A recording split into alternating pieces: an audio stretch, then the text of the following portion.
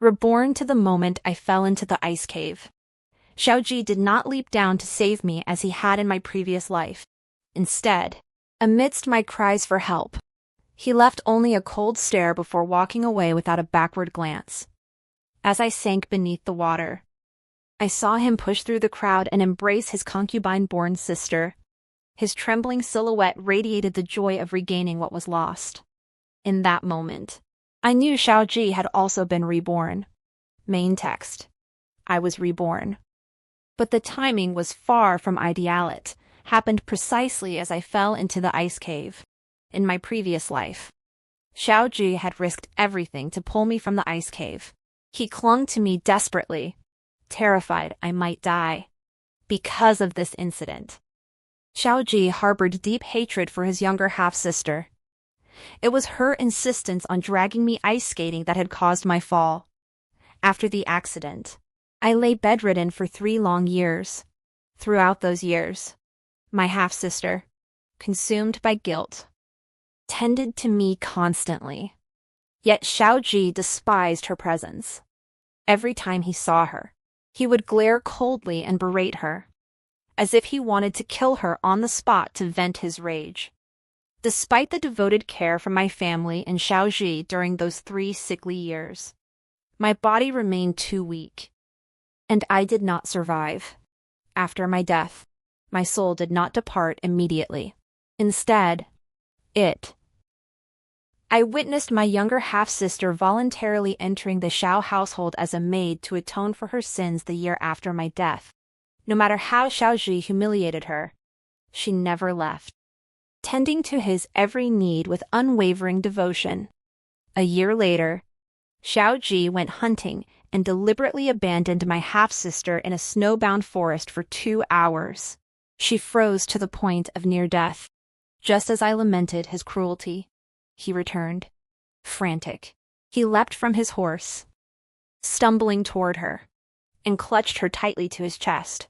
His bloodshot, tear-filled eyes held nothing but remorse and the ecstasy of regaining what he'd lost. In that moment, I understood. Throughout the long years he'd tormented my half-sister, he had fallen deeply in love with her. A bitterly cold wind swept through. Xiao Zhi wrapped his cloak tightly around my half-sister, while I, in that very gust, dissolved into a wisp of blue smoke, vanishing completely from this world. When I opened my eyes again, my body was still numb with bone-chilling cold. Yet this chill was different from the cold I felt before dying in my previous life. I truly felt it. I struggled, my mind hazily grasping the realization I had been reborn. Reborn to the moment when my half-sister dragged me ice skating, and I fell through the ice. I saw Xiao Zhi, like all the onlookers gathered at the shore. He watched my dying struggle with cold indifference. Then, leaving behind a frosty stare, he turned and walked away. He moved with purpose, as if searching for something. Then I saw him push aside the crowd and scoop my half-sister into his arms. His back trembled, though his face was hidden. I knew he was overcome with emotion joy. I understood. Xiao Zhi had been reborn too. This time around, he had abandoned me and chosen my half-sister. As consciousness plunged into utter darkness, I shouted toward the people on the shore. I'll pay 100 taels to thank whoever saves my life. When I awoke again, 3 days had passed. Mother sat weeping by my bedside, just as she had in my past life.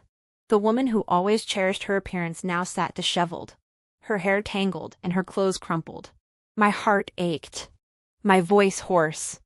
I called out, "Mother." Overcome with joy and sorrow, she embraced me, sobbing and laughing at once. My eldest brother returned with a physician. The doctor declared my constitution too frail, insisting I must rest and be well nourished, never again exposed to cold or exertion. I smiled and agreed. This time, I would be stronger-willed, work harder, and live longer. Father rushed back from the magistrate's office, his official cap askew on his head. Despite the deep winter, he was drenched in sweat. My Jiao Jiao is safe and sound. That's all that matters. Father choked out. Madam, tomorrow I'll accompany you to fulfill our vow to He commission, a golden statue for the Bodhisattva. Mother nodded with a smile. I sighed. After my death in my previous life, Mother had fallen gravely ill. She remained melancholy ever since, her health steadily declining. Father, too, retired from his post before turning 40 and returned to our hometown. Yet he had been highly esteemed by the current emperor, with a promising future ahead. After my parents left, my eldest brother stayed behind in the capital, though diligent and conscientious. His official rank stagnated. Within a few years, he too grew disheartened and returned home. Father, use my money. I want to personally commission the gilded statue of the Bodhisattva, I said with a smile. This lifetime, I will strive to live on. Very well. Using Jiao Jiao's money. The Bodhisattva will surely feel the sincerity of her heart and bless her with robust health and a long, prosperous life, my father replied, smiling. Sister. My younger half-sister, Su Rong, entered the room, her eyes still brimming with tears. Approaching the bedside with remorse, she knelt and kowtowed. It's all my fault. Hit me. Scold me. Mother's face darkened instantly. You have the nerve to apologize. I suspect you deliberately plotted to kill Jiao Jiao Jiao Jiao. Mother raised her hand and slapped Xu Rong across the face. Xu Rong fell to the floor, then crawled up sobbing, begging forgiveness. Mother hated Xu Rong intensely, or more accurately, she hated her mother. My mother came from a family of military officers. Though not of the highest rank or most distinguished service, they held considerable prestige in the Northwest. My father, on the other hand, was a scholar from humble origins. He entered a private academy funded by my maternal grandfather when he was just a teenager and grew up alongside my mother. After they married, their relationship remained strong. 1 year, when my father was sent on official business, my mother, who was pregnant with me at the time, could not accompany him to attend to his needs. So she sent her most trusted maid, Kui Wan, to go with him. Unexpectedly, Kui Wan laced my father's wine with a drug. When my mother discovered this, she was in her 7th month of pregnancy with me. She immediately suffered a miscarriage and gave birth to me prematurely. By the time her health improved slightly, Kui Wan, confined to the back courtyard, was already pregnant with Xu Rong. My mother, kind-hearted to the core, spared them both. Yet after that, she never once looked at Kui Wan kindly again. When Xu Rong appeared, my mother met her with cold words and scorn, offering not a shred of respect. Servants. The thought of how close I came to death made a single slap feel utterly inadequate. My mother shouted toward the door. Sell them off, both of them. Now. My father had always felt guilty about that incident, and now he dared not utter a word to stop her. But I knew that in my past life, my father had ultimately pleaded with my mother to spare them. Though she agreed, it led to a huge argument between them. My father, bitter and drunk, was intercepted by Kui Wan on his way home and taken to her room. Had my mother not found out and rushed over with others, I might have gained another younger brother. After that, my parents' relationship deteriorated further, and my mother ignored my father for a long time. Mother, I interrupted her amidst Xu Rong's sobs. My sister didn't mean it. Please don't blame her. Xu Rong froze, lifting her tear-filled eyes to meet mine, utterly bewildered. My father turned away, silently sighing in relief. You're far too kind-hearted, still speaking for them at a time like this. My mother retorted petulantly. I wasn't being kind-hearted. It was because Xu Rong now had the support of Xiao Zhi, the heir to the Marquis of Boyang. How could we possibly get rid of her? If this continued, it would not only push my father further away, but also offend Xiao Zhi. There were plenty of ways to exact revenge and take Xu Rong's life. In my past life, I had always believed Xu Rong was innocent, even when Xiao Zhi kept insisting she was responsible for my misfortune. I still defended her. It wasn't until my death Xu Rong entered the Marquis residence as a maid. One day, I saw her holding my keepsakes. Her face twisted into a vicious expression. Only then did I realize I had misjudged her. Her scheming, her patience, her methods, these were things I raised in seclusion, could never hope to match. She knew Xiao Zhi loved me. No matter what tricks she played, Xiao Zhi would never look her way. So she plotted to push me into the water. Born prematurely, I was frail from childhood, plunged into an icy abyss during the coldest days of winter. Even if I survived, my days were numbered. Sure enough, she had calculated everything, using me as a pawn. She advanced step by step until she achieved her goal. Her true intentions remained hidden even from Xiao Zhi. This time, unlike in my past life, I refused to allow Xu Rong to attend to me. During my convalescence these past half-month, she visited only once, but her absence wasn't due to any reluctance to play the role of the remorseful sister. She was simply too busy. Busy meeting secretly with Xiao Zhi. A month later, while I was practicing my horse stance, my wet nurse came to tell me she'd seen Xiao Zhi and Xu Rong meeting in secret. Oh, I replied absent-mindedly, struggling to steady myself. Song Shiking snorted. Don't move. I said 1 cup of tea's time note a second less. I glared at him. You're something else. Acting like my master already. Song Shiking was my uncle's adopted son, raised in the Northwest since childhood. But I often visited the Northwest back then. And we'd always been close as siblings. At 15, he followed my uncle to the military camp. This time, he'd secured 3 months' leave and made a special trip to the capital to see me. Instead, I'd cornered him, demanding he teach me martial arts to strengthen my body. So now he treated every minor detail as a command, barking orders at me daily, intolerant of even the slightest slackness. Young miss, Prince Xiao was clearly with you.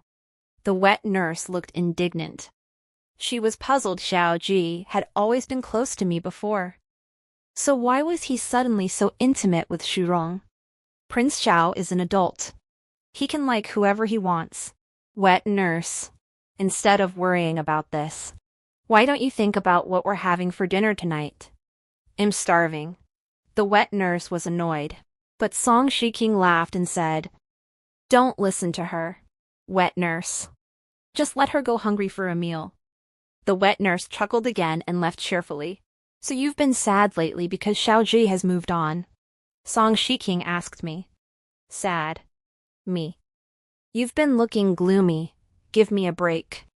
I'm gloomy because certain people treat chicken feathers like imperial edicts. I'm furious. Song Shiking looked smug as he poked my forehead. Good disciple. Practice diligently. Your master won't let you down.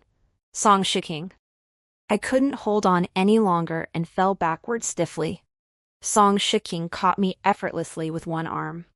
Master Song. I slumped lazily against his arm. Can I rest for a bit? Just 1 hour. Please. Song Shiking's cheeks flushed slightly as he glared at me. Flattery won't work. I'm not falling for your tricks, little disciple. Just as I was about to speak, Sevi Rong called out from the side. Sister. Cousin Song. What are you doing? I slipped from Song Shiking's embrace and turned to find Xu Rong and Xiao Zhi standing behind us, having appeared without my noticing, practicing martial arts. Xu Rong looked at us innocently. You two are so close, just like when we were kids.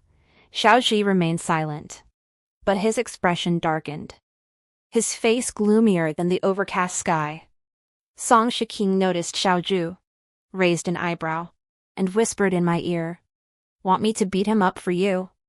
I glared at him, don't start trouble. If we make a scene, I'll be the one who looks foolish. People would think I was jealous. Song Shiking tugged at the corner of his mouth and shot Xiao Zhi a sidelong glance.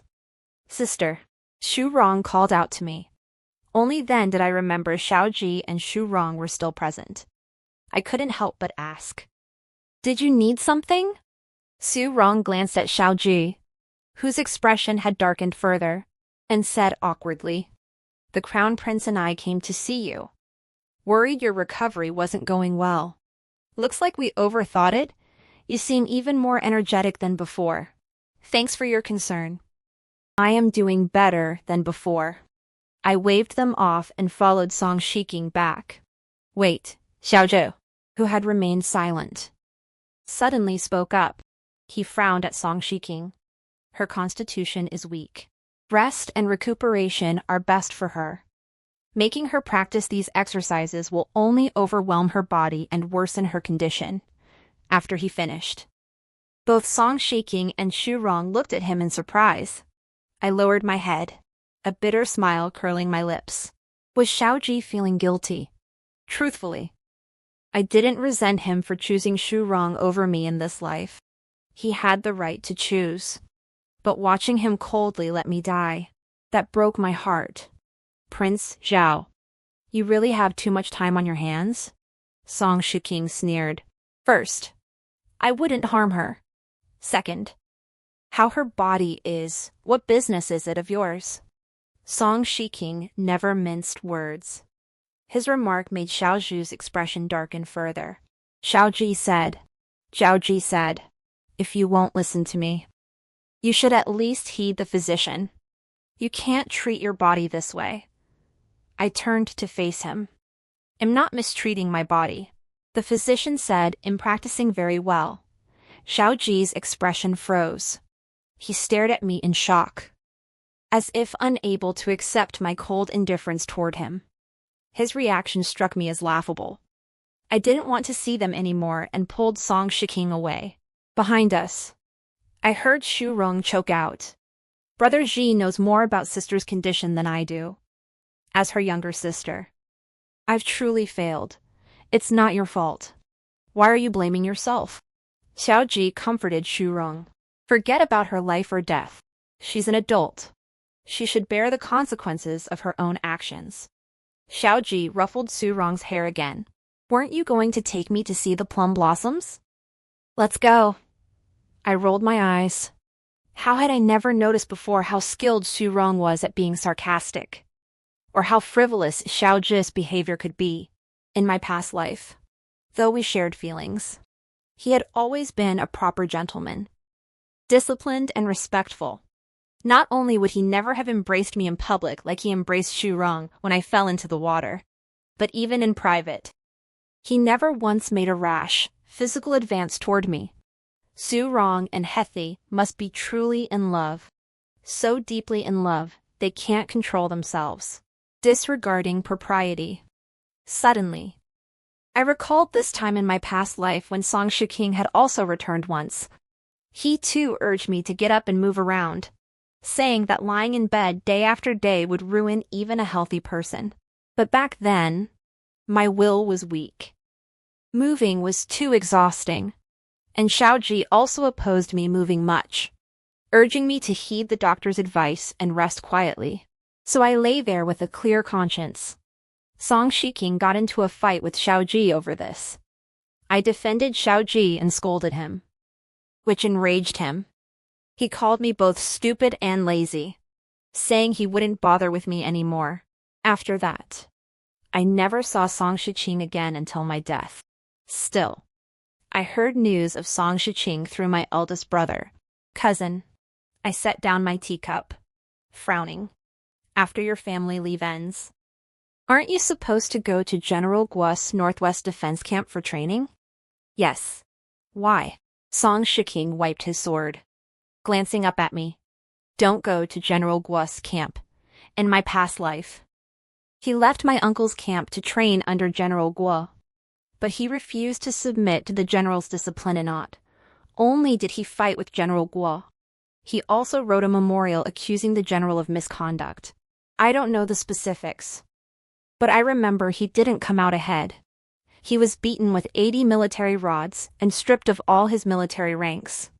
I don't want to go either. That old bastard Guo Song Shiking said grimly. Then don't go. Got it. Song Shiking agreed. Understood. I won't go. With that, he left. The next day, I heard that Xiao Zhi had been doused with filthy water.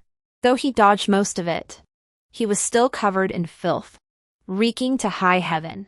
While practicing boxing, I observed Song Shiking, trying to coax him into confirming if he was the culprit. But he was crafty as a fox, giving nothing away. I know I'm handsome, but you don't have to be so obsessed with me. I rolled my eyes. Despite practicing boxing daily, I hadn't lost weight. I'd actually gained 2 pounds. My parents said my complexion looked much better, and the doctor praised my recovery. One day, Song Shiking and I were hanging out in my eldest brother's room. The two of them were supervising me as I drank my medicine when Xiao Zhi showed up uninvited. The atmosphere turned awkward, not wanting to linger. I prepared to finish my medicine and leave. The medicine's bitterness made me frown. Song Shiking chuckled softly. Your frown looks like an old woman's. I glared at him. Then suddenly a piece of candied fruit appeared before my eyes. Xiao Zhi actually carried my favorite candied fruit with him. Seeing I didn't take it, Xiao Zhi pushed it closer. Forgot to bring your candied fruit again. Good thing I had some. I frowned. Song Shiking shot me a warning look, as if he'd chop off my hand if I accepted Xiao Zhi's offering. I glared back at him, then turned to Xiao Zhi. Thank you, Prince Xiao. But I don't need candied fruit with my medicine. In my past life, I always complained about the bitterness of medicine and demanded candied fruit. So whenever Xiao Zhi visited me, he'd always bring some along, because I loved them so much. He even asked the kitchen maid for advice and personally made a whole box for me. Back then, every piece of candied fruit that touched my tongue tasted exceptionally sweet. But in this life, I no longer need candied fruit with my medicine. Bitterness is a flavor, too. There's no need to deliberately avoid it. As my mother said, all the flavors of the world are part of life. Xiao Zhi looked utterly dejected, clutching the preserved fruit in his palm, suddenly losing interest. I said I was going to rest and left the study. After walking a dozen steps, I heard footsteps behind me. Xiao Zhi called out, Zhao Jiao, Prince Xiao. I replied coolly. Our relationship isn't intimate enough for you to use my given name. It would be more appropriate to address me as Miss Xu. Xiao Zhi froze again, seemingly wanting to explain. But just as he opened his mouth, Su Rong glided over from the other side. Brother Zhu. Did you come today for that matter? Xu Rong tilted her head to look up at Xiao Zhi. Her cheeks flushed with a coy blush. Xiao Zhi gave me a deep look before turning to Xu Rong with gentle words. Yes. I'm waiting for Magistrate Xu to return from the courthouse. Xu Rong beamed. Brother Zhu. You're so kind. I couldn't be bothered with their sweetness and walked away quickly. That evening, my mother and father were arguing. I hurried over to try and stop the fight. As I entered the main courtyard, I saw Xu Rong and her mother kneeling there. I ignored them and went straight into the house. The moment I stepped inside, I heard my mother say, Su Junyi, you disgusted me once. Do you intend to disgust me again? If you want to register Xu Rong under my name, you'll have to wait until I'm dead. As long as I live. Don't even think about it. My father was flushed, crimson with anger. Seeing me arrive, he exhaled a huge sigh of relief, his eyes pleading with me in a rare display. Father, my elder brother and cousin have returned. They say they need to speak with you, I said with a smile. Oh, all right. I'll go see them right away. My father hurried off. I helped my mother sit down and whispered in her ear. Mother, just agree to father for now. I can't swallow this humiliation. My mother snapped. She was the maid I grew up with. I raised her like a sister, poured my heart out to her. And this is how she repays me. Stabbing me in the back. I'll never forgive her. Not even in death. She wants her daughter to be the legitimate heiress and marry into high society. Well, that depends on whether she has the fortune to live that long. Mother, I whispered in her ear, am asking you to agree for now not to save face for her, but to keep father calm. Leave the rest to me. I didn't want my parents' marital bond to be damaged over that mother and daughter. As for Xu Rong's fate, we needn't take her life ourselves. This lifetime. Every step she takes is on the path to her own demise. My mother did as I instructed. So Xu Rong and her daughter grew lively. Concubine Yao even summoned a seamstress to tailor clothes for her, choosing colors she'd never dared touch before. She doesn't deserve those colors. Ugh. The wet nurse spat. Enough. Enough. Calm down. I urged her to sit. Have you handled the task I asked? You may rest assured. Young miss. Nothing is amiss. A few days later, the lady of Boyang heard about Xiao Zhi associating with the concubine-born daughter of a mere third-rank official. Furious, she had him bound and brought back. The lady of Boyang was personally enfiaffed by the current emperor as the Princess of Anyang, having lived a life of privilege and pride. In my past life, she looked down even on me. The legitimate daughter. How could she possibly regard Xu Rong with any favor in this life? In my past life, she only agreed to my marriage to Xiao Zhi because I personally cultivated 16 pots of her favorite camellias as a gift, after receiving the flowers. And wanting to reconcile with Xiao Zhi, she seized the opportunity to agree to the marriage. In this life, would Xiao Zhi have Xu Rong learn to grow camellias like me? Or would he find another way? The Boyang Marquis' mansion remained shuttered and silent. Xiao Zhi hadn't stepped outside for 7 consecutive days, clearly confined to the premises. Xu Rong paced anxiously, frequently sending messengers to inquire about him. 2 days later, Xiao Zhi came to see Xu Rong before dawn. They spoke for a full hour before he departed. Are you certain it was a farewell? I asked my wet nurse. He also requested an imperial decree. I saw him holding the gold token granted by the emperor. The wet nurse replied, Cousin. I called out to Song Shiking, urging him, You must depart today. Immediately.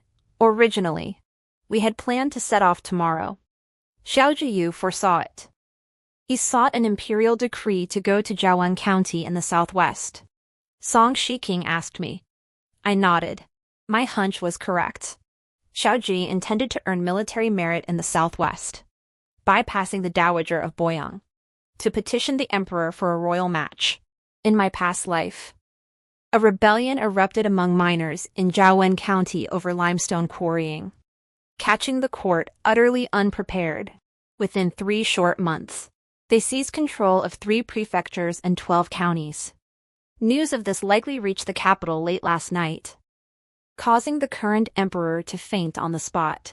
To quell the rebellion, the court expended vast sums of silver and manpower, taking a year and a half to finally suppress the rebels. Since Xiao Zhi has received his orders to march, it will likely take him 3 more days to muster his troops. If you ride at full speed now, you can reach Jiawan at least half a month before him. I whispered. Song Shiking packed his belongings. I asked him, But what if someone asks why you happen to be in Jiawanan County?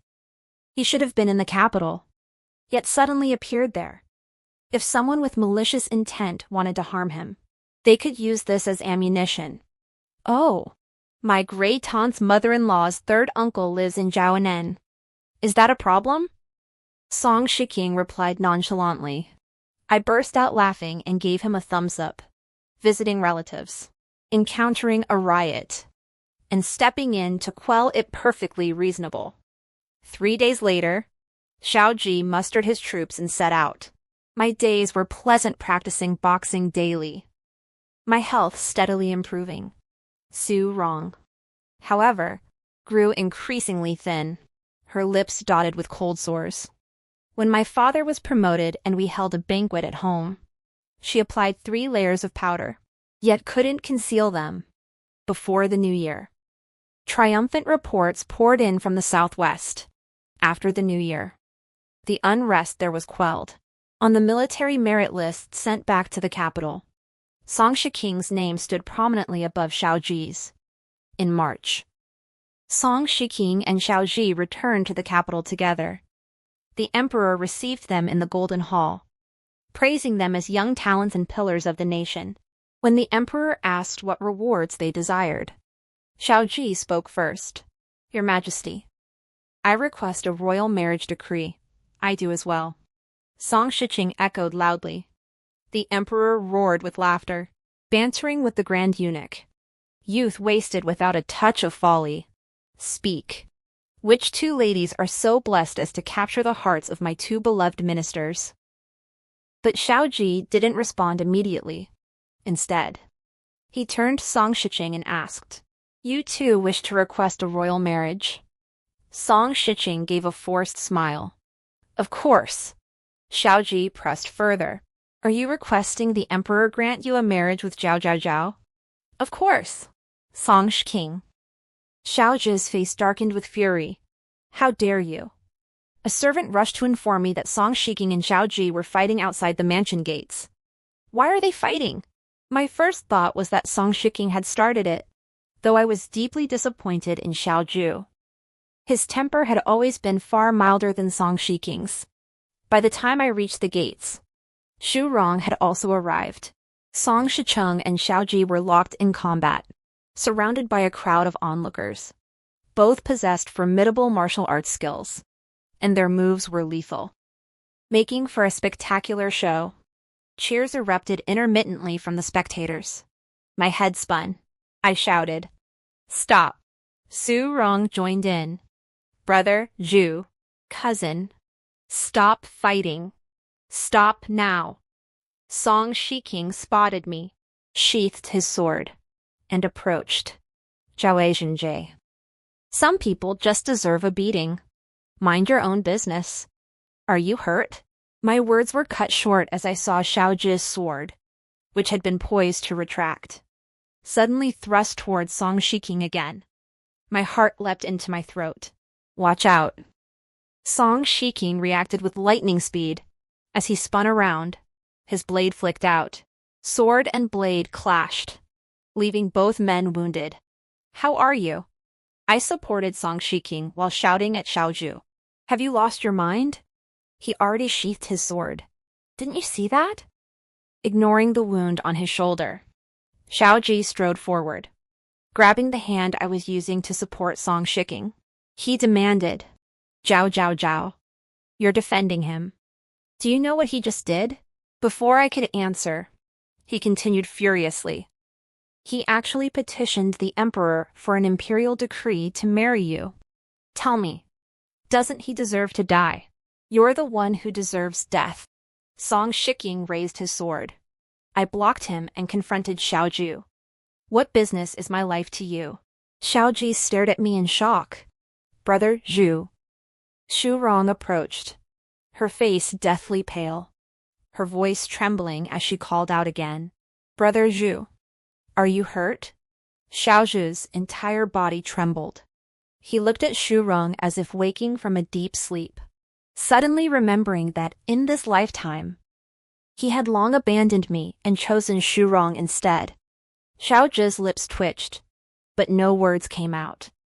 If anything happens to my cousin, I won't let you off the hook, I warned Xiao Zhi, then helped Song Shiking back to the mansion. The sword Xiao Zhi had been holding clattered to the ground. Inside the room, I applied medicine to Song Shiking's wounds. Thankfully, it was only a superficial scrape. What the hell happened? Why did you two fight? They hadn't clashed once during those months in the southwest. Yet today, at this crucial moment of returning to the capital to report their achievements and receive titles, they actually came to blows. He's out of his mind, Song Shiking explained. He asked His Majesty for a royal marriage decree. I said I wanted one too. Then he asked if I meant to marry you. I said yes. And he went berserk. The emperor saw the situation and guessed we might both be seeking the same marriage. So he hastily bestowed rewards on us and sent us home. I was so furious I felt dizzy. He asked for the imperial decree to marry you. Let him ask. Why did you have to meddle? Song Shiking smiled meaningfully. He was chasing military honors just to get the decree to marry Xu. Right. A fickle man like that, how could I possibly grant his wish? You should be grateful you didn't. That kind of man isn't worth your affection. When did I ever like him? I laughed bitterly. He patted my shoulder. Good that you don't. As for our marriage, you'd certainly ask your consent first. Besides, we don't need an imperial decree. Things will just fall into place naturally. Whose marriage are we talking about? Get your facts straight. I snapped. He shifted the blame. Why are you picking on me?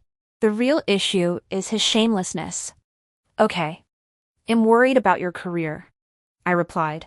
You finally earned the position of deputy commander. What if you lose it again? In my past life, he'd always served under my uncle. His terrible temper and intolerance for injustice led to constant brawls. He never advanced until my death. He clearly had the ability, but his awful temper ruined him. Song Shiking looked sheepish and muttered, if he provokes me again, I'll still deal with him. You. Never mind. Return to camp early and earn your stripes. Aim to become the youngest general in the Great Zhou. I said. You want me to be a general? His eyes lit up. It's not about what I want, it's what you should aspire to. Besides, father's in the cabinet. Brother's been promoted. Uncle's a deputy general. And you're a colonel. Our family now excels in both civil and military affairs. Our Xu family is no longer just a lowly third-rank official, as others used to say. If you keep climbing, our family will be at its zenith, a truly distinguished household. Song Shiking stared at me blankly for a moment before nodding. All right. Just wait till this young master makes you rich and powerful. I'm being serious.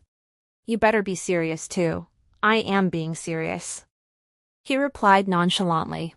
Song Shiking was 7 years old when he was begging in the northwest and encountered my uncle, who took him in.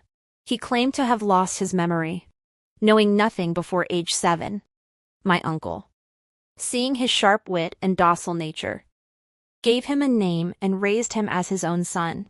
But later, we learned his obedience was all an act. Stirring trouble was his true nature. Got something for you. He rummaged through his bundle and tossed me a gold medallion. Your young master's reward, it was the gold badge of a deputy commander, specially commissioned by the emperor for him alone. No one else possessed such a thing. I don't want it. It's too valuable. Keep it yourself, without you. I never would have risen to deputy commander. You deserve half of this. Song Shiking hoisted his bundle and waved at me. This young master is heading back. Don't miss me too much. I ran after him. No more fighting or causing trouble. Song Shiking retorted. You don't know me at all. I never caused trouble, only others deserve a good scolding. I let Song Shiking's antics slide once I vented my anger. But Xiao Zhi disgusted me. What was he playing at? Wanting to have his cake and eat it too. He was dreaming. After returning home, I heard Xu had fallen ill. Aunt Yao begged my mother to call a doctor, but mother refused. Still, I helped them when that physician entered the estate. A young servant with downcast eyes followed behind him. That servant was Xiao Zhi, standing beneath the corridor. I saw Xiao Zhi enter Xu chambers with my own eyes. As the hour of the pig approached and Xiao Zhi still hadn't left, I sent word to my father. Upon hearing this, he nearly fainted from rage and immediately led men to Xu courtyard. My mother coldly sneered at my father. Is this the innocent child you've always felt guilty about? The good daughter you've spoken of. My father slapped Xu Rong across the face and immediately summoned the Marquis of Boyang. Your lordship, either send matchmakers tomorrow to propose marriage, or I, Su, will throw caution to the wind and seek justice from His Majesty. Minister Xu, please do not be angry. The children are ignorant, but we elders know propriety and duty. Rest assured, first thing tomorrow morning, I shall send a matchmaker to propose the marriage. The Marquis of Boyang said grimly. Now, even if the Marquis of Boyang's wife disliked Xu Rong, it would be of no consequence. The next day, both families swiftly set the wedding date for early September. Upon hearing this, the wet nurse spat. Both mother and daughter are shameless, born to climb into men's beds. They think this will secure them a good marriage and a life of luxury. Pah! But the Marquise of Boyang is a tyrant. What good life can she possibly have over there? The wet nurse knew the inner workings of the household well. A woman like Xu Rong marrying into that household would surely be ground down to dust by the Marquise. Xu Rong and concubine Yao began preparing for the wedding. My mother remained completely uninvolved, merely allocating the silver and leaving the pair to their own devices. Given my father's nature, had Xu Rong not committed such folly, he would have taken an interest in the marriage, as my mother said, though he hated concubine Yao. He always believed Xu Rong was innocent and harbored deep guilt toward her. Now that this had happened, he hated them both even more than my mother did, and far from managing it. He wished he could kill them both. The house felt cold and empty. Xu Rong wasn't particularly happy either. When I saw her again 7 or 8 days later, she had lost a lot of weight and looked very pale. Still, when she saw me, she forced a smile and greeted me warmly, talking about her relationship with Xiao Zhi and calling him Brother Ji every other word. Shh! I interrupted her, lowering my voice. Keep that up, and the whole capital will know how close you two are. Xu Rong's face drained instantly. I shot her a glance before sweeping my sleeve and walking away. What are you so smug about? Xu Rong followed behind me, breathless with fury. You were born into privilege. Everyone fawning over you since childhood. I had nothing. If I don't fight for myself, who in this household will ever consider my needs? I turned to look at her, a cold smile on my lips. Fight for yourself. Well then, congratulations. Through your own efforts, you've finally reached a point where your life is no longer your own. Xiao Zhi never visited our home again, nor have I seen him since. The gossip about my family in the capital faded away with the news of the southern floods. The princess consort of Rui organized the capital's noble women to donate money and supplies for relief. My mother was very enthusiastic, helping out every day. That day, when I went to the Rui prince's mansion, I saw the princess of Namping. In my previous life, I met her after my death. She and my eldest brother had shared a romance, though for reasons unknown. They never reached the stage of marriage talks, but I knew neither my brother nor she had ever forgotten the other. Princess Namping was tall, speaking and acting with a fiery energy, though exquisitely beautiful. Her dress and demeanor were anything but refined. We hit it off instantly and made plans to dine out that day. At the restaurant, Namping witnessed a group bullying a young street singer.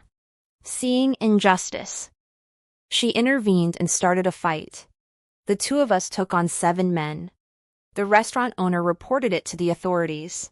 When my brother came to the precinct to bail me out, Namping was still clutching a man's hair bun and beating him. My brother stood there, his expression utterly priceless. When Namping turned around, a trickle of blood ran down her nose, leaving her looking utterly bedraggled. This was their first meeting in this lifetime. I laughed until my stomach ached. My brother remarked that Princess Namping bore a striking resemblance to Song Shiking. I felt the Sameshi resembled Song Shiking in her passion for justice, and their features shared a certain similarity. Perhaps character shapes appearance. So those with kindred spirits also look alike. Namping often visited me at home, and I would go to Prince Ru's mansion to see her. I'd never met Prince Rui. But Princess Rui was very stern, perhaps because she was the daughter of General Guo, descended from a military family. She carried herself with the bearing of a commander, serious and dignified, commanding respect without needing to raise her voice. Princess Rui married late. Reportedly not until she was 23. My mother said Prince Rui had had a previous consort who had passed away, and Princess Rui was his second wife. When the princess consort entered the household, the prince already had a son, then 4 years old.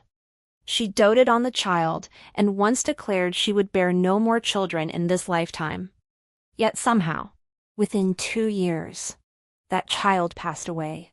The following year, the princess consort gave birth to Princess Namping. Yet ever since, Prince Rui and his consort ceased sharing quarters or dining together, though never formally divorced. They lived as strangers. I listened with a sigh of pity when suddenly a nudge on my shoulder startled me. Namping asked, "Fancy seeing Jiangnan?" I was engrossed in gossip when the question made me choke. After coughing for a long while, I looked at her. "Do you know my brother has been ordered to Jiangnan? So you plan to follow him?" Princess Namping shot me a look. "Some things are meant to be understood, not spoken. If you keep this up, I'll have to spank you." I burst out laughing, hugging her. "Dear sister-in-law, please don't hit me. My skin is delicate and tender. I can't take rough treatment." Namping pinched my cheeks. "You're thick-skinned and tough as nails." After our playful squabble, we unanimously decided to go to Jiangnan. I'd already died once. This life, I just wanted to strive to live well, to do the things I'd wanted but dared not do in my previous life. Besides, if anything went wrong, Princess Namping and my brother would cover for me. By the time we reached Jiangnan, 20 days had passed. Namping and I had feared would find starving corpses littering the fields and a landscape ravaged by disaster. But surprisingly, the situation was far better than we had imagined. Suddenly, I spotted a man covered in mud, plowing a field with an ox. I pointed at him, too stunned to speak for a moment. Song Shiqing looked in our direction, recognizing us. He broke into a wide smile. His sun-darkened face was framed by 2 rows of pearly white teeth, and in that instant, it seemed to illuminate the gloom around us. "Zhao Zhao Zhao," he called, waving at me as he ran barefoot through the mud toward us. Only then did I learn that Song Shiqing had arrived here a fortnight before us. He hadn't come alone. He'd brought a contingent of soldiers with him. I heard these 300 men were his elite, troops not only skilled in battle, but also adept at building houses, repairing city walls and embankments, forging iron, casting weapons, and mastering nearly every craft imaginable. Upon learning this, His Majesty personally issued a transfer order for him to lead his men here. In the short span of half a month since his arrival, he had already accomplished most of the disaster relief work, which was why we now witnessed this peaceful scene. This astonished me. I could scarcely believe what I saw and heard. Song Shiqing was remarkably capable. "You're truly impressive," my eldest brother marveled, praising Song Shiqing at length before remembering something and introducing him. "This is Princess Namping." Song Shicheng paused, glancing at Namping, and the smile on his face faded. "So you are Song Shicheng," Namping said, giving me a suggestive look before offering Song Shicheng a slight nod. "Pleased to meet you." Song Shicheng's gaze swept over Namping's face briefly before he gave a slight nod. Then, he took my brother away, and the two of them crouched on the field ridge, leaning close together to discuss something. "You don't judge people well," Namping said to me. "Song Shiqing isn't at all like the reckless, spoiled brat who caused trouble since childhood, as you described. I chuckled awkwardly. Yeah, I guess so. Feeling a bit embarrassed, I tugged at Namping's sleeve. Let's go prepare our living quarters first. Then walk around and see if there's anything we can help with, like song shicking. We were staying at the county yamen, but with so many people. The four of us were crammed into one courtyard, no way to separate men and women. After dinner, I washed clothes by the well. Song Shiking sat down across from me. Didn't you bring a maid when you traveled? It's not like him sightseeing. Wouldn't it be weird to bring a maid? I shook the water from my hands and scratched the mosquito bites on my leg. The mosquitoes here were truly relentless in just a short while. My leg had been bitten 7 or 8 times. Song Shiking looked at my leg, then waved his hand. Go back to your room. I'll wash it for you. You. I pushed him away. You'll ruin my clothes. Song Shiching didn't insist.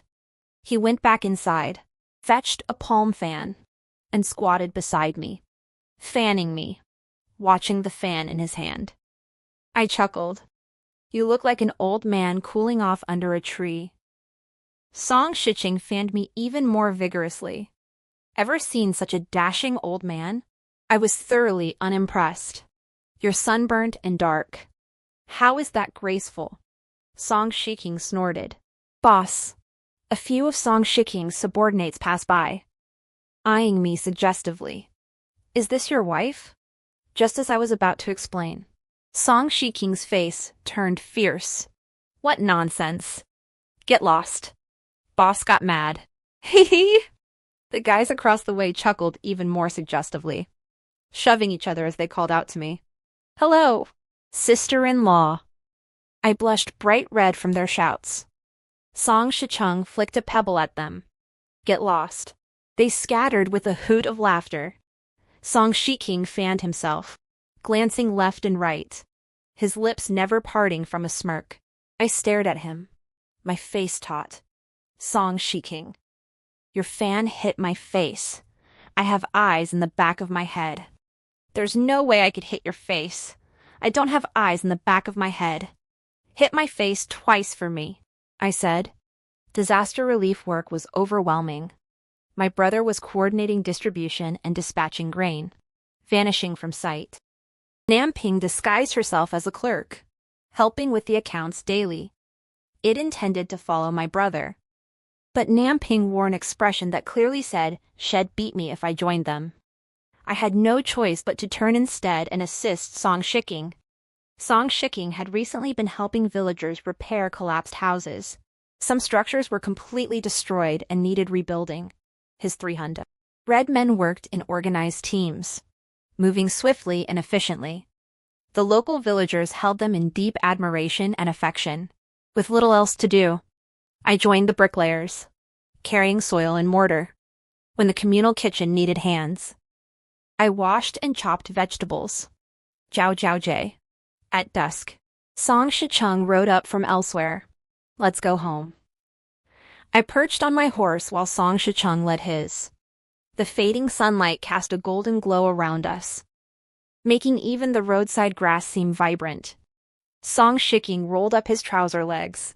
His cloth shoes, damp and slippery, forced him to shuffle along, each step producing a soft patter, like a steady bee-tap. Tap. Neither hurried nor rushed. It felt reassuring. His right hand wielded the horsewhip while his left held the reins.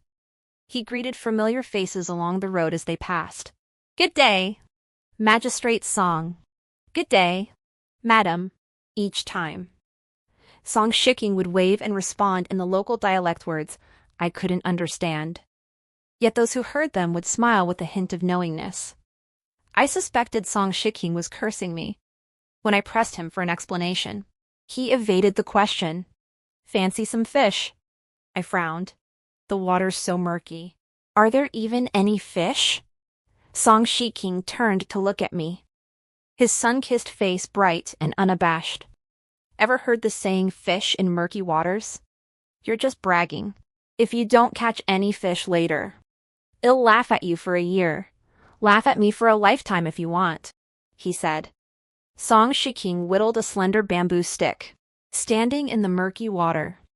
Eyes closed, ears pricked. I had no idea what he could hear. All I could make out was the wind and cicadas. But after a moment, he suddenly struck, his movements clean and swift.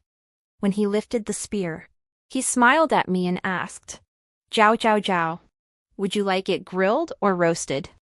He really had caught a fish. He even knew how to grill fish, rubbing it with coarse salt. By the time I finished washing up, the fish was already roasting, filling the air with its aroma. I sat amidst 4 or 5 burning mugwort cones, though the smoke stung my eyes shut. It kept the mosquitoes at bay. "Try this young master's handiwork," he said, handing me the fish. "Don't hold back, praise it lavishly." I tasted it. It was genuinely good. I ate half a portion and handed the rest back to him. It really is excellent. Magistrate Song, you can do anything. You're amazing, of course. There's nothing in this world I can't do. Song Shiking rode the wave of praise, thoroughly pleased with himself. I shot him a withering look. Can you build houses? Forge iron? Draft official documents? I think you're best at bragging. Song Shiking sat beside me, fanning me with a handheld fan, his brow furrowed. "Young lady, you've seen little of the world and know little of people. Magistrate Song here." "I don't blame you," I burst out laughing. Later, I discovered Song Shiking truly knew everything. "Where did you learn all this?" I stood by the blacksmith's forge, watching in awe as he hammered out a kitchen knife. He glanced at me. "Does this even need learning?" I was speechless. "Ah, yes, yes. You're the smartest. It's fortunate there aren't many as clever as you in the world otherwise. Those masters recruiting apprentices wouldn't find any students." Song Shiking chuckled smugly. "Sewing begins tomorrow. Will you come?" Song Shiking asked me. "I'll go." I'd go anywhere I could be useful. Some places ID only cause trouble, so ID stay away. "Boss." His subordinate rushed over. "Something's happened with Magistrate Shu. Luoshan County claims they got fewer seeds than Longping and demands Magistrate Shu make up the difference." Song Shiking tossed the cleaver into the water basin. It made a crisp plop. "Let's go check on Luoshan." When we reached the border between Luoshan and Longping counties, villagers from both sides were fighting. A dark mass of people, some wielding hoes, others bamboo pole seized whatever they could find. The scene was chaotic, filled with the shrieks of horses and the roars of men. Local constables and militia stood on both sides, but they could only watch helplessly, unable to separate the combatants. "This is outrageous." Song Shiking dismounted me from his horse before charging into the fray, swinging his whip left and right. He soon separated the clashing villagers. Seated high upon his horse, his face was grim and his gaze sharp, sweeping his eyes coldly over the crowd. He barked, "You've barely escaped death and finally have enough to eat. Yet you complain that life is too peaceful." His words silenced everyone instantly. Later, I learned that on his very first day distributing soup, Song Shiking had already dealt with troublemakers, and had cracked down hard. Now the locals feared and respected him in equal measure. Sister-in-law, his subordinate Chang Feng, stood beside me, grinning. "Our boss is something else." Back at the barracks, his word carried more weight than the general's. I was a bit surprised. He's always getting into fights and trouble. How can his word carry weight? He only hits people for their own good. Plus, the boss is incredibly loyal, never turns his back on a brother in need. Chang Feng explained with a grin. "No matter what trouble you're in, just go to the boss. He'll sort it out for sure." It has suddenly dawned on me that I didn't really know Song Shiking at all. In my memory, he was the lazy good-for-nothing at home who was always stirring up trouble. So my uncle sent him to the military camp for discipline. Later, Because he meddled in others' affairs and often got into fights. His official rank stagnated. Now I see that in the military. His approach to dealing with people actually worked very well. He was extremely popular and held great prestige. Also, after he came here, he quickly integrated with the locals, treating men, women, and children differently based on their circumstances. Song Shicheng is not impulsive or foolish. He is intelligent and calculating, though these qualities are concealed beneath his cynical exterior. I, a narrow-minded fool, never saw through it. Watching Song Shicheng swiftly mediate the conflict and begin holding the main instigators accountable. He seemed both familiar and unfamiliar to me. Song Shiking assigned separate punishments to the ringleaders of both sides, tailoring each penalty to the individual offense. He spared no effort, meticulously verifying every case. Each person received a different number of lashes, and throughout the entire process, he refused to compromise or gloss over anything.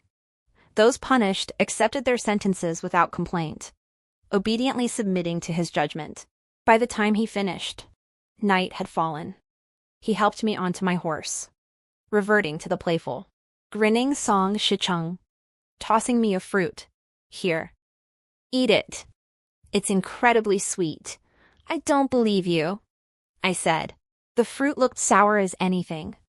He gave me a look that said, take it or leave it. I took a bite anyway. The sourness nearly knocked my teeth out. Furious, I hurled the fruit at him. He caught it, laughing heartily, and ate it as we walked. It doesn't taste sour to me, so I didn't lie. I gritted my teeth in frustration. We stayed in Jiangnan until late September before returning to the capital, with Song Shiking accompanying us. By the time we headed back, the dynamic between my brother and the Namping princess had clearly changed. I quietly asked my brother if he intended to marry Namping and make her my sister-in-law. My brother flushed and glared at me, but he didn't deny it. Then I'll be waiting for the wedding banquet, I said. Yet I couldn't help but wonder if they were meant for each other. Both strong-willed and determined. Why hadn't they ended up together in my past life? Was it because Prince Rui and his wife disapproved? But my brother was first-rate in character, appearance, and official rank. Why would Prince Rui and his wife oppose it? On the day we returned to the capital, the four of us went together to pay our respects to His Majesty.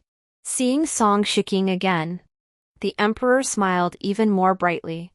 He personally helped Song Shiking to his feet, saying, Minister Song, so young, yet so steady and capable, you are a blessing to both this emperor and the great Zhou. Song Shiking clasped his fists in response. It is my honor to alleviate the emperor's burdens and serve the people.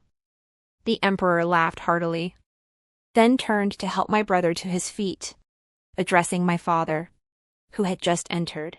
He declared, Minister Shu, you are truly remarkable.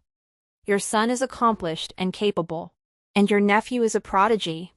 My realm is blessed with talent, and your Shu family has a worthy successor. My father beamed with pride, yet remained modest. His Majesty bestowed honors upon all four of us. My brother and Song Shicheng were promoted to higher offices. Since Namping and I could not hold official posts, we each received generous gifts of gold, silver, and jewels. Prepare a banquet, commanded His Majesty. Today, I shall drink heartily with my esteemed ministers. We followed His Majesty to the side hall, where he had invited numerous high ministers. Prince Rui and Princess Rui soon arrived. Namping led me to pay our respects to the royal couple. This was my first time meeting Prince Rui, as I took in his features. I couldn't help but pause in surprise. Prince Rui was slender and refined, his appearance still elegant despite his age. For some reason, I felt an odd sense of familiarity looking at him. I resemble my father. Namping noticed my puzzlement. Yes, quite so, I murmured, then froze. A thought struck me, and I immediately turned to look at Song Shicheng. He had been seated facing this side, but at some point had turned his back to us. Now I couldn't see his face clearly. It struck me that Song Shiking bore a strong resemblance to Prince Rui as well. As the wine flowed, His Majesty grew more talkative.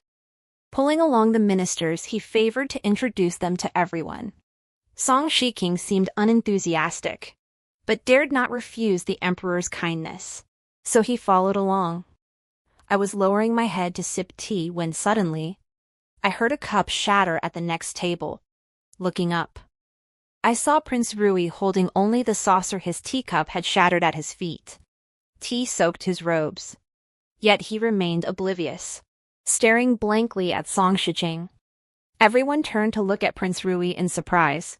"What's the matter?" the emperor inquired. Prince Rui snapped back to attention. Withdrawing his gaze from Song Shiching, he rose to bow and apologize. "Your Majesty." My hand slipped and I broke the cup.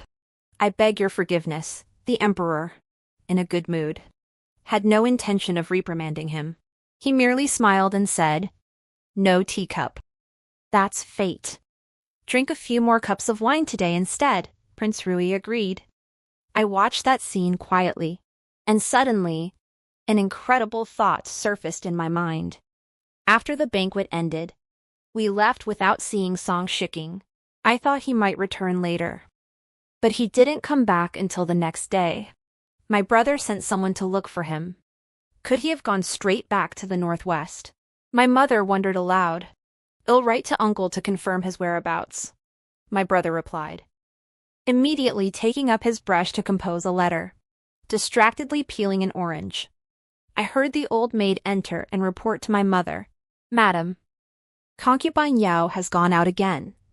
Zhu Rong had married into the Marquis of Boyang's household early in the 9th month. I hadn't seen her since my return and hadn't inquired about her well-being." Now, hearing the maid mention concubine Yao in such vague terms, I couldn't help but ask, "Is there any reason for concubine Yao going out?" "She's sneaking off to the residence Zhu Rong was given as part of her dowry. Mother and daughter are meeting in secret. Pay them no mind." My mother sipped her tea. "I've already told your father if she causes trouble again, I'll sell her off. I couldn't care less whose concubine or whose mother she is. No sooner had my mother finished speaking than Chang Feng was abruptly dragged in, stumbling and gasping. "No, it's terrible. Our eldest brother, he tried to assassinate Prince Rui and has been imprisoned." We all stared in stunned silence. Song Shiking wasn't detained at the Ministry of Justice, but held at the Imperial Clan Office. My brother was puzzled. Why the Imperial Clan Office? Only imperial relatives were imprisoned, their commoners or officials had no such privilege. "Let's see him first," I said. We saw Song Shicheng. He still wore yesterday's deep blue robe, its collar and cuffs stained with blood. Leaning back in his chair, he stared blankly at the ceiling, his face worn and haggard, as if he hadn't slept all night. My mother cried out in distress. Only then did Song Shicheng snap back to attention and look at us, offering a faint, forced smile. "What happened? How could they accuse you of attempting to assassinate Prince Rui?" My father demanded. "I didn't stab him. He stabbed himself, claiming he wanted to give his life to me." Song Shicheng replied with a self-mocking chuckle, his tone still indifferent. We exchanged bewildered glances, even more confused by his words. "Shicheng, explain everything to your uncle and aunt. You're worrying us to death," my mother urged. Just as Song Shicheng was about to speak, a voice suddenly came from behind him. "Everyone, perhaps it would be best if I explained the circumstances myself." I turned to see Prince Rui, pale-faced, being supported as he entered the room, though clad in outer garments. Blood seeped through at his chest. "Shicheng," Prince Rui sat down, gazing at Song Shicheng with a sigh. "He is my son," shocked. My mother staggered. "Your Highness, wasn't your son already? How could Shiking?" Prince Rui explained that the moment he saw Song Shiking, He knew the boy was his sank, bore a striking resemblance to himself in his youth. After he finished, my father realized with a start. No wonder the emperor mentioned earlier this year that Song Shiking looked familiar. We never thought it could be you. Prince Rui gave a bitter smile. I must start from the beginning. Once I tell the whole story, you will understand. Prince Rui said. He explained that he and the current princess consort, Guo, had privately pledged their lives to each other. Yet, without consulting his wishes, the late emperor had issued an imperial decree arranging his marriage to another. He had no choice but to marry. After the wedding, though not deeply in love, they maintained a respectful relationship. The following year, they had a son. This son was Song Shicheng. But Prince Rui said he never forgot Guo, and Lady Guo had never remarried. He had resigned himself to the belief that he and Lady Guo were destined to be apart. Yet, 4 years later, the princess consort passed away from illness. Grieving, he began to reconsider. Half a year later, he married Lady Guo as his second wife. After entering the household, Lady Guo showered Song Shiking with affection. She declared she would bear no more children and would dedicate herself to raising him. He sighed then, thinking, with a wife like this, what more could a man ask for? Yet, on the Lantern Festival when Song Shiking was 6, she went out to see the lanterns and never returned. He searched high and low throughout the capital and beyond, but found no trace of her. The ordeal left him gravely ill. He kept sending people to search, but to no avail. It wasn't until 2 years later, when Princess Namping was born, that he finally began to recover. He thought life had settled down, but he later learned that it was Guo Shai who had arranged for Song Shikwing to go to the Lantern Festival that year. He couldn't help but suspect that Guo Shai had deliberately lost Song Shiking. He confronted Lady Guo, who confessed to the deed. He then killed Song Shicheng. Unable to bring himself to kill Lady Guo, their marriage nevertheless fractured completely, though they never formally divorced. They became strangers living under the same roof. Jingzi. Prince Rui looked at Song Shicheng. Your father never imagined you were still alive. Your father is sorry to you. Song Shiking lifted her eyelids, casting a faint glance at Prince Rui before sneering. You needn't apologize to me. It's my mother you owe apologies to. She endured 5 years of marriage to you. Had she not been so miserable, why would she have departed so soon? Prince Rui's face darkened, but he offered no rebuttal. Less than half a year after her death, you took a new wife. Even declaring, with such a wife, what more could a husband desire? You, shameless. Prince Rui's chest heaved violently as he coughed up a mouthful of blood, carried back to his mansion. He declared before departing that had already explained to his Majesty. The self-inflicted injury stemmed from a momentary lapse. Song Shiking was free to leave. Song Shiking walked away without looking back. Our family's hearts were heavy, Mother murmured. So this child never truly lost his memory. He just refused to speak of the past. Father sighed as well. My heart felt bitter. After much deliberation, I fetched a flask of wine and sought out Song Shiking. He was leaning against a wall in the courtyard, spotting me. He smiled. You even brought me wine. My affection for you is not in vain. You're in the mood for jokes. So am relieved. I handed him the wine and drank with him. Neither of us spoke. Only after 2 bottles were empty did he look at me, slightly tipsy. I actually remember everything from when I was little, when father adopted me. I deliberately lied and said I didn't remember. I nodded. When she married into the prince's household, I was still very young. Everyone said she was my mother, so I called her mother. Was she pretending? Wasn't she two-faced and cruel to you? I asked him. Was it her who abandoned you at the Lantern Festival? Song Shicheng gave a bitter smile and shook his head. If that were true, I would've come back long ago to seek revenge. But it wasn't. He said Lady Guo had truly been kind to him. He believed her when she said she couldn't bear children and would raise him as her own. I still remember that New Year's Eve when I was 6. She thought I was asleep. So she sighed in my ear, telling me my mother had died of illness, though she hadn't forced it. She understood it was connected to her. Madame Guo said it was fate playing tricks, hadn't wanted things this way. But she lived in this world, bound by its ways. So the person who tried to kill you at the Lantern Festival wasn't Madame Guo, but General Guo? I asked. Song Shiking was certain Madame Guo knew nothing of it. But Prince Rui said she confessed. So she was covering for father, I said. Song Shiking nodded. That old bastard Guo Rangil, kill him sooner or later. Suddenly, I understood why Song Shiking had fought Guo Rang in his past life. I even formed another suspicion. My brother and Princess Namping hadn't ended up together in that life because of Song Shiking's origins.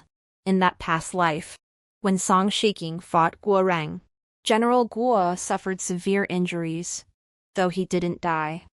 His health was ruined. This grudge might also have been the reason my brother and Namping parted ways. For a moment, I sighed deeply. The next day, a distinguished guest arrived at our home. Namping accompanied the princess consort of Rui on her visit. Excuse me.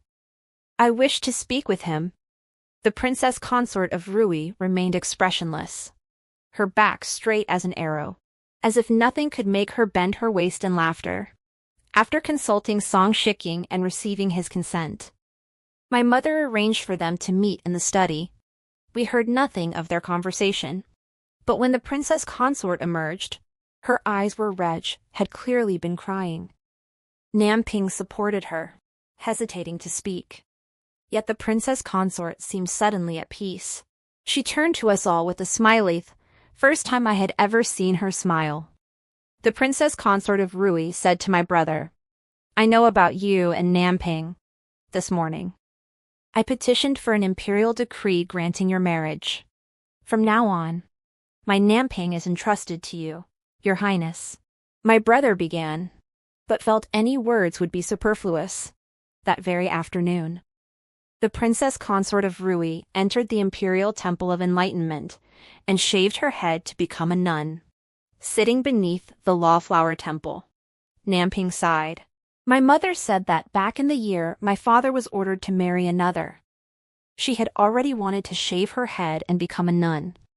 But she was always timid and weak, clinging to the world, and never dared to go through with it.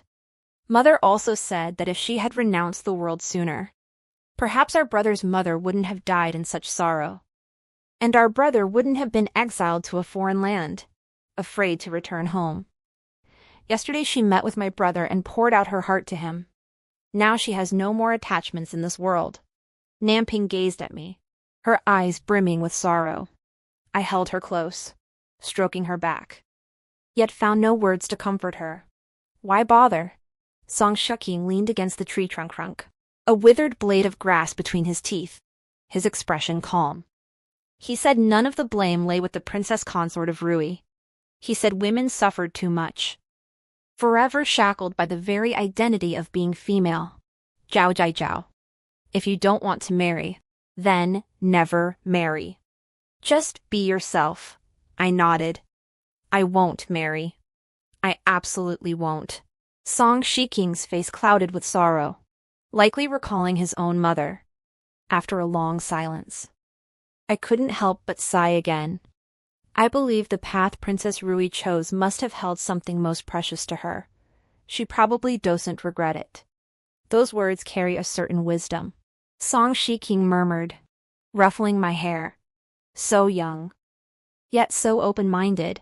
I thought he was the one with true openness. So young, yet burdened by such weighty thoughts, pretending to be carefree and easygoing.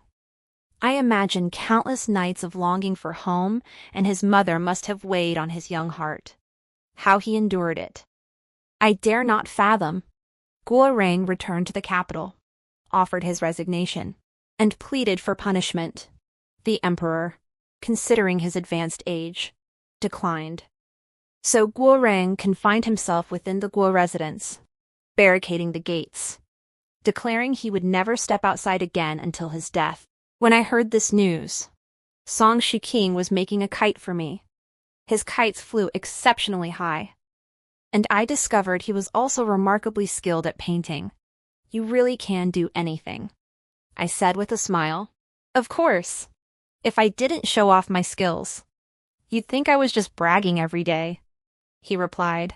I gazed up at the kite soaring freely in the sky and suddenly suggested, what if we cut the string? Let it fly higher, unbound. I expected Song Shiqing to agree, but instead he tapped my head. What are you thinking? I worked so hard on this. I glared at him. Gentlemen use their mouths, not their hands. I've never been a gentleman. And besides, he suddenly leaned close, staring intently at my face. That day when I encouraged you to not marry if you didn't want to, I take it back. I froze. You must marry, he continued, rubbing his chin as if implying he was that steady. Reliable man. And you must keep your eyes open to find someone dependable. Song Shiking. Have you no shame? None. When have you ever seen me care about shame? He retorted. I was at a loss for words, wanting nothing to do with him. Just tell me, will you marry me or not? Give me a straight answer. I can wait 3 years. 5 years. Song Shiking suddenly turned serious. If you truly don't want to, that's fine. We'll stay single with you until we're old. But there's one thing. He stared at me with a sinister glint in his eyes. But there's one thing. You can refuse to marry me, but you're not allowed to marry anyone else either. Threatening me. I pinched his arm. Mr. Song got promoted and grew a pair. Huh? He yelped in pain. See that? I pointed to the pond outside the door. If it's frozen solid with 3 feet of ice when I wake up tomorrow, I'll marry you. Song Shiking roared with fury. You're not playing fair. It's only early October, how could there possibly be 3 feet of ice? I snorted, tossed the kite string to him, and walked away. The next morning I rose early, opened the window, and glanced at the water in the pond outside. My 2 ducks were still paddling happily on the surface. I burrowed back under the quilt and slept like the dead. It wasn't until someone banged on the door in the afternoon that I jolted awake. The maid opened it and rushed in, excitedly calling, Miss, you must come see this. Dragged outside, I found Song Shicheng standing by the pond. Mud splattered his clothes, and the wind had flushed his face crimson-only. 2 rows of pearly white teeth remained visible. Shu, jas, jashish. He pointed at the pond. 3 feet of ice. Will you marry me? You. I ran over to look. A chunk of ice the size of a jar lid truly floated in the pond. The ice looked thick. I asked Song Shicheng, where did you get this ice? We'll talk about other things later. Answer me first. No. I narrowed my eyes. Did you get this summer ice from some wealthy family in the capital? Nowhere had ice this thick. The only possibility was that it came from households that stored ice for summer, leftovers from the season. But at this time of year, few families still had ice, even if they hadn't used it all. It should have melted by now. This block of ice, no matter its origin, was exceptionally hard to come by. Su, Jiao, Jai, Jiaoz. You're breaking your promise, Song Shiking said. I just don't want to marry. So what? No. You do. If you didn't. You wouldn't sleep until afternoon. Usually. You're up by dawn practicing martial arts. Song Shiking smiled sweetly. You're waiting for my ice. His words made my face flush hot. I didn't want to deal with him and retreated to my room. Su Jiao Jiao. Song Shiking called from the doorway. I'm going to tell my parents and aunt. I shut the door, hearing him jump up and down outside, shouting, I have a wife now. Auntie, Xiao Zhi is willing to marry me. Auntie, if you won't agree. I'll become a son-in-law instead. The mother spat at him and joined in the commotion. The wet nurse said that day. Song Shicheng told everyone he was getting married and bought 3 sacks of wedding candies to give to anyone he met. Does he have any shame? Handing out wedding candy before the wedding even happened. He didn't sleep all night yesterday. Asking so many households and running all over town just to get that ice. He never gets tired. The wet nurse chuckled. He's truly overjoyed, wanting to tell everyone. I sat by the bed, watching that slowly melting ice, my heart feeling warm, when Song Shiking and I became betrothed. My uncle also returned to the capital. Prince Rui invited my uncle's family to tea at the prince's residence. I heard Prince Rui respected every choice Song Shicheng made. He wished to reclaim his ancestral lineage. So be it. If not, the prince would personally intercede with the emperor. Song Shiking said he would reclaim his ancestral lineage, but only after Prince Rui passed away. Song Shiking declared that as long as Prince Rui lived, he would never bring him joy or allow him to enjoy family happiness, for Prince Rui was unworthy. As for my uncle's family, he already has 2 sons of his own.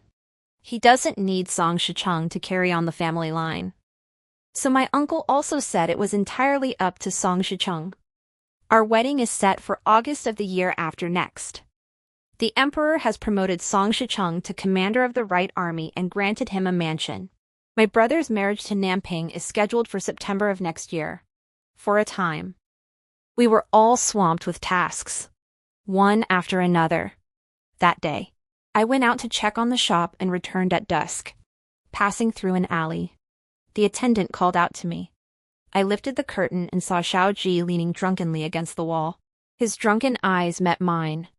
Zhao Jiao. He stumbled toward me, standing beneath my window.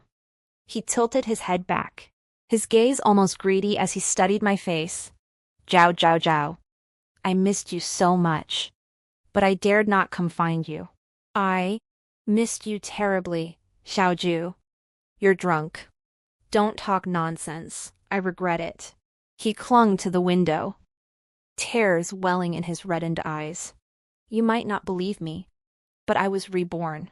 After you died in my past life, I missed you so much I couldn't sleep, thinking of you every day. Xu Rong came to my house as a maid to atone for her sins. I knew she had ulterior motives, so I punished her every time. It was as if tormenting her would ease the ache in my heart from missing you. I don't know what happened. One day, I suddenly felt myself starting to like her. I rushed back into the woods, embraced her, and in that moment of regaining what I'd lost, my mind went blank. Later that night, I had a dream. When I woke, I was back by the river. You were struggling in the ice cave. I don't know what possessed me. I abandoned you to go find Xu Rong. I truly missed you. I missed you so much. His words were incoherent. Had I not been reborn, I likely wouldn't have understood a word. But I understood. Xiao Zhi. I gazed at him, my voice low. The path you chose must hold the person most important to you. Follow your heart. Don't look back, because those you leave behind won't wait for you. And don't regret it. Because this is your heart. Xiao Zhi trembled. The flush of alcohol drained instantly from his flushed face. After a moment or what felt like an eternity, his voice was hoarse. So, the moment I turned away, there was no chance for us, was there? Yes. Xiao Zhi. I won't wait for you. You're not worth my waiting. Xiao Zhi gave a bitter smile. His hand, clutching the window, slumped limply. He stumbled back into the alley. After a dozen steps, he muttered again. This lifetime. You're healthy. You've regained your love. It's good. It's good. Zhao Jiao. This lifetime was worth it for me. Xiao Zhi vanished into the alley. I thought we might meet again someday. But I never imagined this would be the last time he appeared before me or before anyone else. No one knew where he had gone. On the day my eldest brother married, I saw Xu Rong. She looked gaunt and emaciated. Her floral-patterned jacket seemed like artificial flowers pinned onto withered branches. We crossed paths under the corridor. Neither of us greeted the other. We simply passed by. That winter, Xu Rong took her own life by swallowing gold. Before her death, she begged my father to release concubine Yao and gave her all her dowry and every coin Xiao Zhi had ever given her. After Xu Rong died, the lady of Boyang Marquis refused to let her be buried in the Xiao family tomb. Xu Rong left me a letter containing only one line. If given another chance, I would still make the same choice. Because this was my best choice, I burned the letter. Namping and my brother were doing well. By the time I married, she was already 3 months pregnant. She stood at the doorway, clutching her hands, and looked at Song Shiking. Her tone was cautious. Brother, congratulations. After speaking, fearing Song Shicheng might still ignore her, she turned to me anxiously. Song Shicheng handed her a red envelope. Namping clutched the pouch excitedly, beaming at him. Thank you, brother, Song Shicheng muttered. This is for my nephew. Namping's smile grew even brighter. The wedding rituals were exhausting. By the end of the day, I was gasping for breath. I called out to Song Shicheng to help me remove the phoenix crown and massage my shoulders. He chuckled. Madam, is the pressure just right? Are you satisfied? Not bad. Magistrate Song still has room for improvement. Song Shiking whispered in my ear. How about we eat something first? Then I'll give you a proper massage later. My face flushed, and I turned to glare at him. Song Shiking, have you no shame? Song Shiking looked puzzled. What did I say that was shameful? What are you thinking of that makes your face so red? I pinched him, and he burst into laughter. Ouch! My wife's pinches really hurt. The story concludes. Thank you for subscribing to this channel.